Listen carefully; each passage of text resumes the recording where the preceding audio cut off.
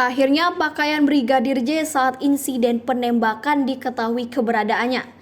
Hal ini bisa menjadi petunjuk. Akhirnya misteri pakaian dinas Brigadir J yang digunakan saat insiden penembakan pada 8 Juli 2022 lalu diketahui keberadaannya. Keberadaan baju dinas Brigadir J sudah terungkap setelah 26 hari kematian Brigadir J. Pakaian dinas itu barang bukti penting yang perlu diungkap karena dapat mencari tahu penyebab kematian Brigadir Nopriansyah Yosua Huta Barat atau Brigadir J. Pihak keluarga Brigadir J melalui kuasa hukumnya telah meminta kepada penyidik untuk menunjukkan baju dinas Brigadir J. Apalagi polisi mengatakan ada baku tembak yang terjadi antara Brigadir J dan Baradae pada 8 Juli 2022 di rumah dinas Irjen Ferdy Sambo di kawasan Duren 3, Jakarta Selatan. Kuasa hukum keluarga Brigadir J, Kamarudin Simanjuntak mengatakan sudah berulang kali menanyakan kepada pihak kepolisian saat menjalani pemeriksaan di Bareskrim Polri. Mereka tidak bisa menjawab, sehingga dalam berita acara pemeriksaan atau BAP dituangkan, saya pertanyakan pakaian terakhir yang dipakai Brigadir J yaitu PDH hilang. Kata Kamarudin di Bareskrim Polri Jakarta Selatan, Selasa 2 Agustus 2022. Alasan pihaknya mempertanyakan keberadaan pakaian terakhir yang dipakai Brigadir J saat tewas di rumah Irjen Ferdy Sambo karena barang itu bisa menjadi petunjuk perihal kematian. Satu diantaranya mengenai bercak darah hingga bekas luka tembakan. Kalau ditembak berarti bajunya bolong dan berdarah. Kalau ditembak dari belakang, otaknya darahnya bercucuran kena ke baju. Kemudian dilukai di pundak kanan, tentu bajunya juga rusak karena sampai luka terbuka. Apakah itu karena golok atau sayatan? Kita belum tahu, kata Kamarudin. Ia juga mengatakan nantinya darah yang ada di pakaian Brigadir J bisa dicocokkan DNA-nya dengan kedokteran forensik. Hal itu untuk mencocokkan apakah darah tersebut benar milik Brigadir J. Kita cocokkan DNA-nya kepada dokter forensik ini, saya ambil DNA-nya, simpan DNA-nya, siapa tahu menemukan bajunya, supaya dicocokkan dengan DNA yang diambil dokter forensik dengan luka yang ada di baju, ungkapnya. Karena itu, ia mempertanyakan keberadaan pakaian terakhir Brigadir J.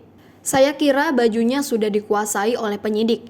Ini kan harus dapat kalau ada kehilangan baju, siapa yang menghilangkan. Kemungkinan cuma dua, ada di rumah dinas itu atau rumah sakit Polri, ungkap Kamarudin. Bila baju itu hilang di rumah sakit Polri, tentu akan menjadi pertanyaan apa kepentingan dari dokter yang menangani Brigadir J untuk menghilangkannya. Apakah Brigadir J dibawa ke rumah sakit dalam kondisi telanjang? Tidak mungkin. Atau mungkin bajunya dibuka di rumah dinas, karena itu baju dan handphone adalah barang bukti yang sangat perlu, ujar Kamarudin.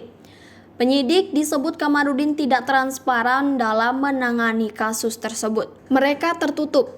Hal yang sederhana saja, kita tanya bajunya sudah di mana sekarang, tidak ada yang berani jawab, ujar Kamarudin. Tak hanya baju, kata Kamarudin, pihaknya juga mempertanyakan keberadaan ponsel milik Brigadir J yang tak kunjung ditemukan.